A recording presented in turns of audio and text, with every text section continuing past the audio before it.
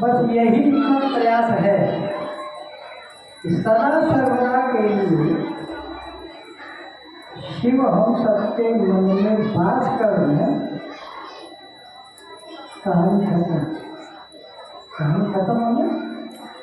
अब जिंदगी बदल जाएगी, सचमुच में जीवन जीने की कला समझ में आने लगेगी। प्रयास तो करना ही पड़ेगा। कहा गया है वहीं की जीते ज्ञान क्षयते पाप। एक बार अभी चर्चा कर सकती और एक माने है कि जीते ज्ञान क्षयते पाप। वह ज्ञान जिससे पाप को पहले समझा जाए, जो अपने आप से हमको आपको दूर करे, जो अपने आप से दूर करे, जो भी क्रियाकलाप, जो भी कर्म, वह पाप है। तो फिर अपना है कौन जिसे दूर करने का लोग प्रयास करते हैं या खुद से प्रयास हो जाता है जाने अनजाने। बस उसी की तलाश में हम लोग निकले हैं।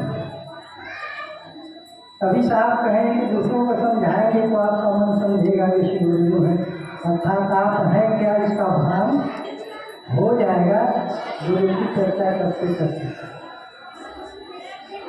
तो एक कम बात का मतलब समझिए कि जो अपनों से या अपने से दूर करे वह कर्म, वह क्रियाकलाप आपके शरीर में आता है।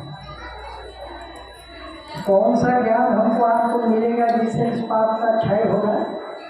तो हम धन्यवाद से भाई मुझे हमेशा बोल रहे वह गुरु का ज्ञान ही संभव है, और वह ज्ञान जो ईश्वर से मिला दे, गुरु से मिला दे, खुद से मिला दे।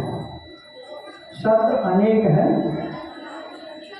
भाव सिर्फ एक ही है कि मिलना उसी से है जिसने इस तन को धारण करके रखा है, जिसने इस तन को धारण करके रखा है, जिसको निकल जाने से शरीर का इस तन का कोई मोल नहीं है। तो वह दिन से यही करना है। दया मांगनी है, मन ही मन की हे शिवा मेरे गुरु है, मैं आपका शिष्य हूँ, उसी शिष्य पर दया कर दीजिए। परंतु तत्काल परिणाम के चक्कर में थोड़ा सा मन में गड़बड़ी पैदा हो जाती है।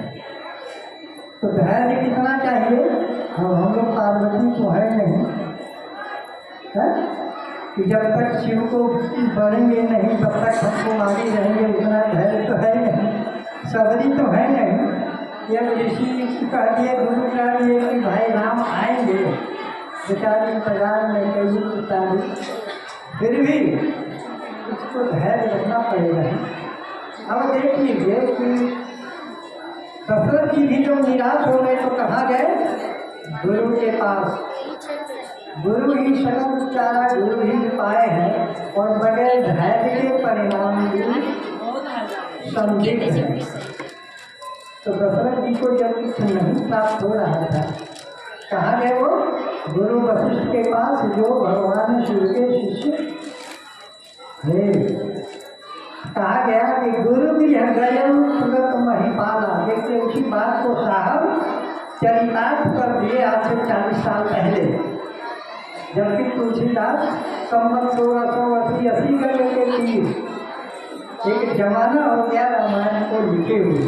उन्होंने क्या कहा?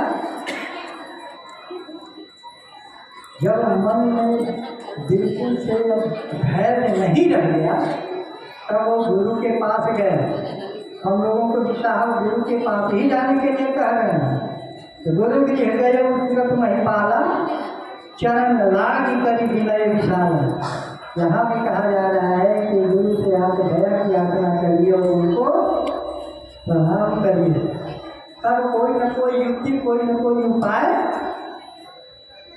मिल ही जाए। अब यहाँ पर देखिए वही श्रृंगी ऋषि का स्थापित केवल श्रृंगेश्वर महादेव, जहाँ साहब को परीक्षा देनी पड़ी और यह कहना पड़ा कि बुढ़ऊ इज्जत रखी है। इसी श्रृंगी ऋषि को वशिष्ठ बुलाते हैं। इसलिए परिणाम के लिए गुरु से दया की प्राप्ति के लिए उसको राजा दशरथ तो श्रृंगी ऋषि तो दे दिए, श्रृंगी ऋषि ही करो, वशिष्ठ बुलाए पुत्र काम से जग कराए। वह बात तो अलग है, किंतु वही भाव वही भेद आज भी वर्तमान है। क्योंकि हम लोग भूल जाते हैं बीच बीच में, साहब जी जैसे महामानव आ करके हम सबको फिर से याद करा जाते हैं। साहब कहते हैं कि भाई टिके रहिए, टिके रहिए, ईश्वर मेरे दिल है, इस भाव में टिके रहिए। तो यहाँ तो धैर्य की आवश्यकता तो पड़ेगी। हम वहाँ देखते यही बात कहा गया कि धारा हूँ धीर हुई है चित्तचारी, त्रिभुवन जीवित भगत भय हाय। तो परंपरा से जो हम लोगों को संदेश मिला है, कालांतर में हम ये भूल गए। साहब श्री तीन सूत्रों के माध्यम से फिर से हम सबके भावनाओं को जागृत किया है, समाज के क्या इस देश की कुंडलिनी को जागृत किया है कि शिव गुरु है, और गुरु के अलावा इस देश का कुंडलिनी को कोई दूसरा जागृत नहीं कर सकता है। और उस गुरु का नाम है शिव, जिसको हम लोगों ने अपना गुरु बनाने का मन बनाया है और धीरे धीरे बनते ही जा रहे हैं। तो विशेष क्या कहना है वह, मेरा तो अभी तक आस पूरा हुआ नहीं। खोजते रहते हैं कहाँ मिल जाए। बचपन में हम लोग सुना करते थे कि गांव में जब हाथी आता था तो हाथिया जब पार हो तो उसके पाँव का नीचे का धूली हम लोग ऐसे ऐसे पीटते थे। काहे नहीं, हम लोगों को ये समझा दिया गया था कि गौतम ऋषि की पत्नी अहिल्या है, जब वो पत्थर पत्थर हो गई, भगवान राम के जन्म स्थल से जब उनका उद्धार हुआ, उसी समय हाथी की कोई घटना, ऐरावत की कोई घटना घटी जिसका भारत के जनमानस ने स्वीकार किया।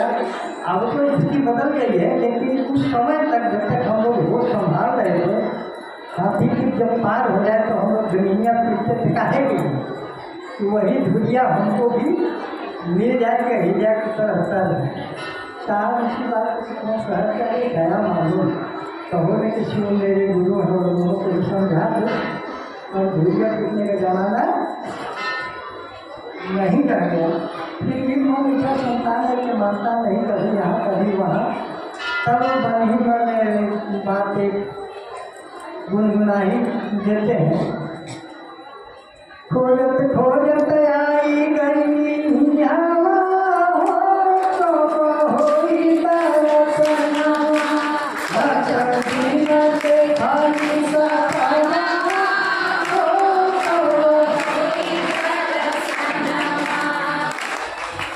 इसी आशा में जिंदगी कर रही है। लेकिन पवन भाई को देखे तो फिर एक बात याद आ गई कि बड़ी मिजाज से कहते हैं कि हरिंदर के फौज और मौज न हो तो असंभव बात है। कई मौजे चरम सीमा पर पहुंचा दिया कि भाई जब जिंदगी में मौज है और यदि हरिंदर का फौज है तो फिर बाकी क्या बचता है? कुछ बचता है क्या? कुछ नहीं। तो